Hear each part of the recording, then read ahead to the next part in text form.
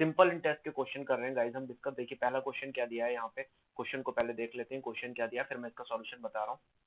बोलिए, बोला the ratio of principal and amount for 5 years is 5:8, find the rate of simple interest. बोला यदि 5 वर्षों के लिए मूलधन और मिश्रधन का अनुपात 5:8 है तो साधारण ब्याज की दर ज्ञात कीजिए। क्वेश्चन आपसे क्या पूछा है गाइस, क्वेश्चन हमसे ये पूछा है 5 वर्ष के लिए मूलधन और मिश्रधन का जो रेशियो हमें दे रखा है वो 5:8 दे रखा है, तो हमें साधारण ब्याज की दर बतानी है। देखिए बहुत ही ज्यादा आसान सा क्वेश्चन है। राइट, हमें क्या बताना है, सिंपल इंटरेस्ट का रेट बताना है। मतलब मैंने आपको बताया था, देखिए दर क्या होती है, दर का अगर आप यहाँ पे डेफिनेशन लिख लीजिए। राइट, रेट की जो डेफिनेशन है गाइस बस वो आप नोट कर लीजिए। अगर रेट की डेफिनेशन आपको याद रहेगी तो सिंपल इंटरेस्ट का कोई भी क्वेश्चन आप विदाउट फार्मूला सॉल्व कर सकते हो। देखिए रेट की जो डेफिनेशन होती है हमारी, रेट की जो डेफिनेशन है उसको ध्यान से सुनिए। रेट हमारा होता है guys interest earn on ₹100 in 1 year. इसको नोट कर लीजिए, interest earn on ₹100 in 1 year. मतलब साधारण ब्याज की जो दर होती है, जो दर की डेफिनेशन है वो ये है, 1 वर्ष में 100 रुपए पर अर्जित कुल ब्याज। 1 वर्ष में 100 रुपए पे अर्जित कुल ब्याज, इसको हम क्या बोलते हैं, ये हमारा कहलाता है दर। राइट, 1 वर्ष में 100 रुपए पे अर्जित कुल ब्याज। देखिए अब इसी कॉन्सेप्ट का यूज करते हुए हम इस क्वेश्चन को सॉल्व कैसे करेंगे। देखिए यहाँ पे हमें क्या दे रखा है गाइस, प्रिंसिपल दे रखा है, और यहाँ पे हमें क्या दे रखा है, अमाउंट। तो आपको पता है प्रिंसिपल वो धन होता है जिससे हमारा इंटरेस्ट कैलकुलेट नहीं होता है या फिर इंटरेस्ट जुड़ा हुआ नहीं है। राइट, और अमाउंट क्या होता है, अमाउंट होता है प्रिंसिपल प्लस इंटरेस्ट। अमाउंट क्या होता है, प्रिंसिपल प्लस इंटरेस्ट। तो यहाँ पे रेशियो दे रखा है, हमें क्या दिया है रेशियो, हमें प्रिंसिपल और अमाउंट का जो रेशियो दिया है गाइस वो दे रखा है 5:8। राइट, मतलब हमने 5 रुपए जमा किए और हमें 8 रुपए मिले, और हम कह सकते हैं कि हमने 5 यूनिट जमा किया और हमें 8 यूनिट मिल रहा है।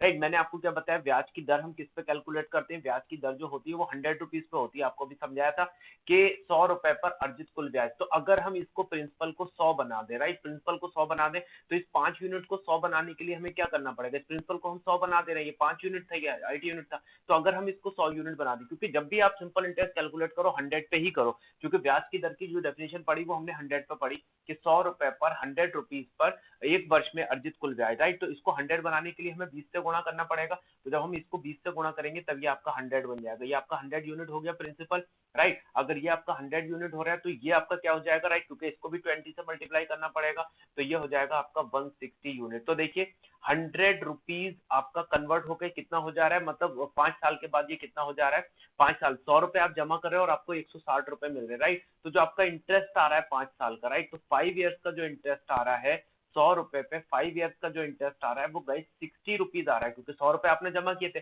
और आपको कितना मिला 160, इसका मतलब 60 रुपीज आपके बढ़े। तो ये 5 साल का, और आपको डेफिनेशन क्या बताई थी कि रेट की डेफिनेशन क्या होती है, दर क्या होती है, 1 साल में जो इंटरेस्ट आता है। तो अगर 5 साल का 60 रुपए है, तो गाइज अगर आप 1 ईयर का निकालने जाओगे तो 1 ईयर का कितना आएगा, ये आ जाएगा आपका 60/5, मतलब आपका 12 रुपीज। 1 साल में आपको कितना मिलेगा, 12 रुपीज मिलेगा। तो यही आपकी क्या हो जाएगी, ब्याज की दर। तो ब्याज की दर कितनी आ गई, आई 12% आ गई। आई होप ये क्वेश्चन आपको क्लियर हो गया होगा। चलिए इसी टाइप का एक और क्वेश्चन करते हैं, ये क्वेश्चन आपका इसी सेम टाइप का एक और क्वेश्चन लेते हैं। तो राइट आंसर क्या था आपका, 12%। कुछ नहीं था हमारा, ये हमारा प्रिंसिपल था और ये हमारा क्या था, अमाउंट था। हमने इसको 100 बनाया, इसको 100 बनाने के लिए 20 से गुणा, तो इसको भी हमने 20 से गुणा की, ये 160। तो 5 साल में 100 बढ़ के हमारे 160 हो गए, मतलब 7 रुपए बढ़े, कितने, 5 साल में। लेकिन हमें तो 1 साल में चाहिए, तो 1 साल में कितने बढ़ेंगे, 12 रुपए। जो इस क्वेश्चन का आंसर था। एक और क्वेश्चन लेते हैं गाइस इसी टाइप का। देखिए इस क्वेश्चन में क्या दिया है, सेम क्वेश्चन है बिल्कुल ठीक है, मैंने सिर्फ वैल्यू यहाँ पे चेंज की। देखिए क्या है question, if the ratio of principal and amount for ₹10 for ठीक है, amount for 10 years is 5:9, find the rate of simple interest. बोला यदि 10 वर्षों के लिए मूलधन और मिश्रधन का अनुपात 5:9 है तो आपको साधारण ब्याज की दर बतानी। सेम वही क्वेश्चन है गाइस, वही अप्रोच हमें यहाँ भी लगाना है, जो हमने अप्रोच पिछले क्वेश्चन में लगाया था वही अप्रोच हमें यहाँ भी इस क्वेश्चन में भी लगाना है। सेम वही अप्रोच आप लगा दीजिए and you will get the answer guys. देखिए क्या करना था हमें,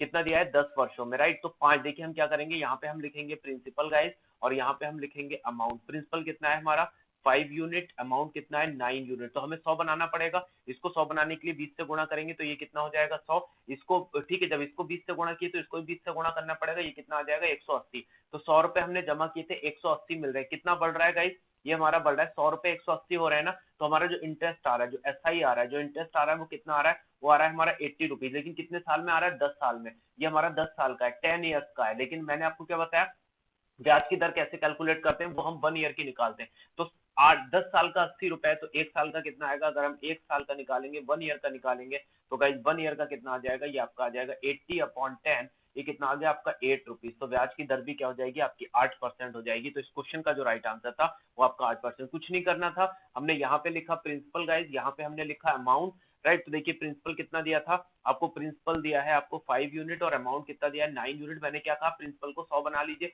5 को 100 बनाने के लिए 20 से गुणा करेंगे तो ये 100 हो जाएगा। तो जब अगर आपने इधर 20 से गुणा किए तो इधर भी 20 से गुणा करनी पड़ेगी। ये आपका कितना हो जाएगा? 180। तो 100 रुपए बढ़ के आपके 180 हो जाते हैं, लेकिन इंटरेस्ट कितना आ रहा है? 80 रुपए। लेकिन ये कितना है? 10 साल का। ठीक है, तो एक से अगर 10 से इसको डिवाइड करें तो 1 साल का कितना आएगा? 8 रुपए। तो ब्याज की दर क्या आ गई? 8%। आई होप क्वेश्चन आपको क्लियर हो गया होगा। चलिए इसी टाइप का एक और क्वेश्चन बनाते हैं गाइस। इसमें देखिए क्या पूछा है। अब हमसे पूछा है, देखिए क्वेश्चन नंबर 3 देखिए गाइस क्या पूछा गया है।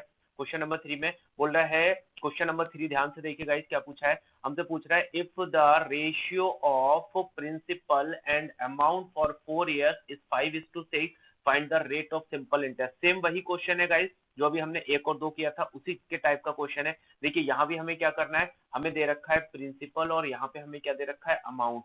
प्रिंसिपल हमें कितना दिया है? 5 यूनिट। अमाउंट कितना दिया है हमें? 6 यूनिट। राइट, मैंने क्या बताया कि जो हमारी ब्याज की दर होती है वो ये होती है कि 100 रुपए पे 1 साल में अर्जित कुल ब्याज।